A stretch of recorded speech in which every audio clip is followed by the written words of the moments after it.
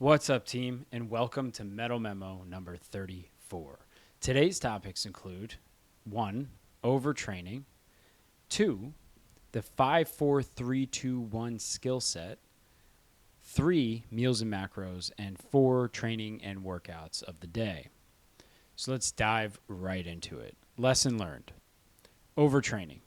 There was a phase in my training where I believed that more was always better. I packed my schedule with back-to-back lifts, double runs, and high-intensity workouts, rarely giving myself a day off. I wore fatigue like it was a badge of honor and thought soreness was proof that I was on the right track. But slowly, things started to shift and not in a way that I had hoped happen. My, quote, rest day routine for the first marathon was a surf in the morning, followed by a 5K easy run, and then hot yoga in the afternoon. Instead of feeling stronger, I started waking up more tired. No surprise. Not just mentally, but truly physically fatigued. My performance plateaued, my mood dipped, and I found myself dreading the workouts that I used to love. I chalked it up to needing to push harder, but the harder I pushed, the worse I felt. Eventually, I had to confront the truth. I wasn't being disciplined, I was just overtraining. Unfortunately, I noticed this by getting injured. My testosterone dropped, my body felt weaker, and then I had fractured my femur in 2023 to 2024 from overall just pushing too hard. Overtraining is sneaky because on the surface it looks like dedication, i.e., welcome to Instagram and social media. But underneath, it's your body sounding the alarm. Disrupted sleep, persistent soreness, weakened immunity, irritability, and a lack of motivation. It's your system breaking down because you're not giving it what it needs to recover. I had confused effort with effectiveness. The turning point came when I finally gave myself the permission to rest, like real rest, not just taking a day off, but dialing in my sleep, fueling properly, and giving as much attention to recovery as I did to training. And it wasn't easy. Mentally, it felt like slowing down meant falling behind. Hints of body dysmorphia started to creep in. I would eat the same as if I ran 10 miles, but instead, my body just needed the fuel to recover better. But in time, I realized that my body was responding better, and my progress actually started to accelerate, and even my testosterone increased. What I've learned is that the body doesn't get stronger during the workout. It gets stronger in the recovery that follows. The stress from training only becomes productive when you allow space for it to adapt. Without the space, all you're doing is digging a deeper hole. The most elite athletes in the world prioritize recovery, and for good reason. Now, I check in with myself regularly. So I ask these questions. Am I energized or am I running on fumes? And being honest with myself. Am I sore or am I in pain? Those are two very different things. You could train through soreness, stop immediately if you're in pain. Am I moving with intention or just kind of going through the motions? These questions help me course correct before I slip into an overtrained state again. And when in doubt, I choose recovery over my ego, over my body dysmorphia, over my fill in the blank. In 3 days, I forget about how I felt bloated on my rest day and how I, quote, skipped a workout. So the biggest takeaway, rest is not a setback. It's a strategy. Pushing through fatigue isn't always a sign of toughness. Sometimes it's a sign of avoidance. True progress comes from knowing when to go hard and when to step back. And the sooner you learn to honor that balance, the stronger, healthier, and happier you'll become. Part 2 tip this week, the 5-4-3-2-1 skill.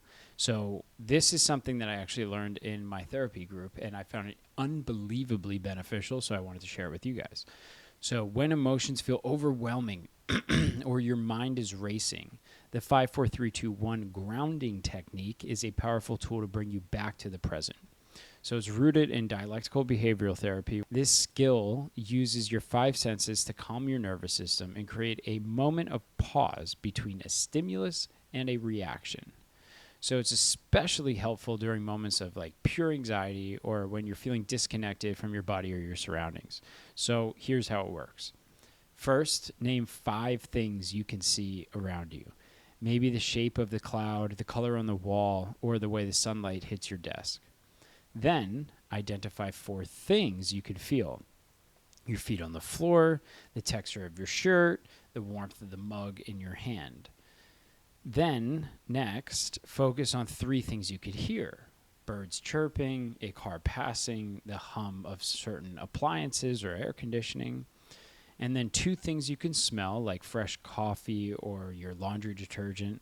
And finally, 1 thing you can taste, even if it's just the inside of your mouth or a sip of water.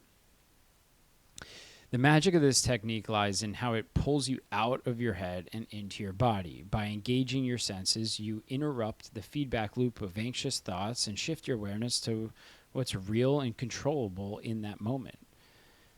You don't have to wait for a crisis to do this either. So like practicing it regularly can train your brain to return to a calmer state faster over time. Next time you feel scattered or on edge, try the 5, 4, 3, 2, 1 method. It's a reminder that you're safe, you're here, and you have tools to take back your control. There's no equipment needed, just your breath, your senses, and willing to slow down. There's a huge tip, though. While using this, so you should say these senses or these things out loud instead of just thinking them in your head. It will continue to slow down the process and calm you more.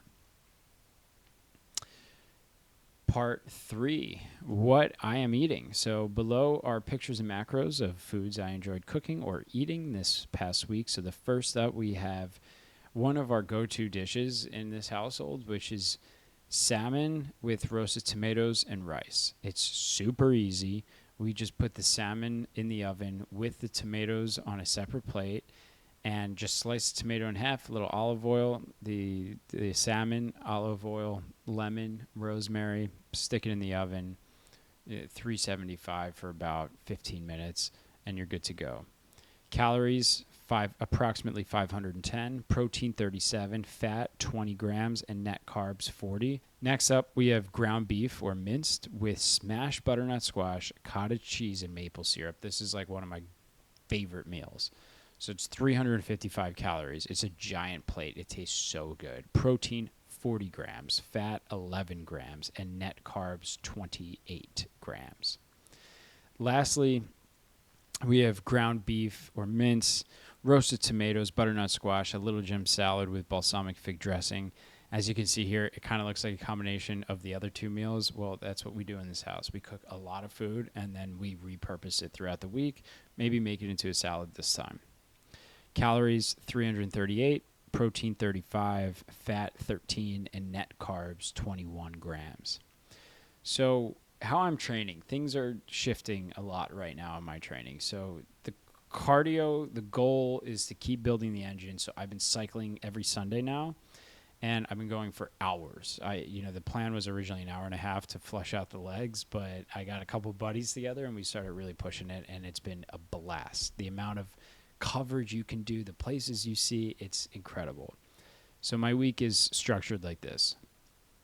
Monday, lower body strength, and then I run 5 miles. At the end of the 5 miles, after I finish the 5, I do strides at the end. So full sprint, about 20, 30 seconds, and then walk back down. I try to do it on a slight incline, and I repeat that about four times. Tuesday is just upper body strength, nothing else. Wednesday is either an interval run or a hill run. Thursday is just lower body strength.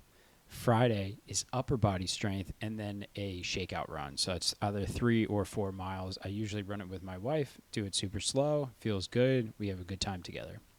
And Saturday is the long run. So Saturday, last long run I did was 10 miles. We did it around the Hollywood Reservoir. It was about a 5K loop. We did that 3 and some change times. It was perfect. It was great. We did it at 6 in the morning, a little fog rolling in. And then Sunday, sit my ass on the saddle for 3 hours and just cruise around. We're not doing anything crazy. I mean, we're hitting some hills and like pushing it a little bit, but we're not going like 25 miles an hour for 3 hours. We're not doing that. So the running, I'm building back my speed in my long runs. I have 3 more weeks before my marathon training for CIM officially starts. So my strength training will actually slow down. I'll probably just switch to 3 days a week, maybe push-pull legs or upper lower full body. I'm not sure yet. I need to program that and talk to my team. I've come a long way from my injury, which is essentially me sitting on the couch, to now strength training and building that up to a slow jog, to some intervals, and now I am back to running. So I am so grateful. I hit hills and intervals, and I've been feeling great. My Whoop tells me after my intervals, I'm pushing toward a 17, 18 strain. So hopefully over the next couple months, I can start to bring that strain down. So it's a similar amount of effort out, but it's not taxing on my body as challenging. My easy runs, especially my shakeout runs on Fridays, are easy. That is the plan. They are very easy. They are about a minute to a minute and 30 seconds slower minute per mile pace than I typically run. So slow runs, conversational, 9 minutes to 9:30, easy. This has guided me to feeling great for the next day, which is the long run Saturdays. Lifting, summer shred program, the upper lower cardio split. It has been incredible. We've been doing it almost 16 weeks now. And I will let you know, though, my lifting has suffered. So pay close attention. The more volume I have been putting on my legs and running, my lifts have suffered. But that was expected, and that's okay. I'm very happy about that because I am getting faster, and I am still at my maintenance for lifting. I'm still smashing in the gym, but no longer really like adding weight every single week as a progressive overload. Instead, I'm taking about 2, sometimes even 3 weeks before I can add another 5 pounds or another rep in the gym. So I'm still getting stronger. It's just taking much longer, and I'm putting a lot of load on the cardio side.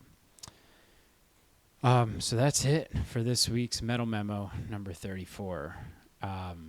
As always, I take all Transparent Lab supplements. So if you guys need any supplements, it's the cleanest, it's the healthiest. They're all third-party tested. I always have the whey protein, the chocolate chip banana bread, creatine, HMB, the orange flavor, vitamin D3, K2, and now I am crushing the omega-3s from them. So that's my go-to. There's a link in the description.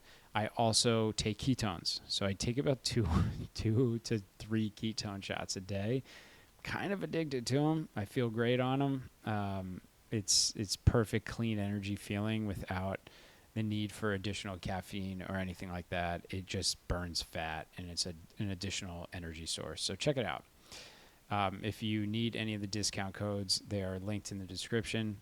And as always, happy training.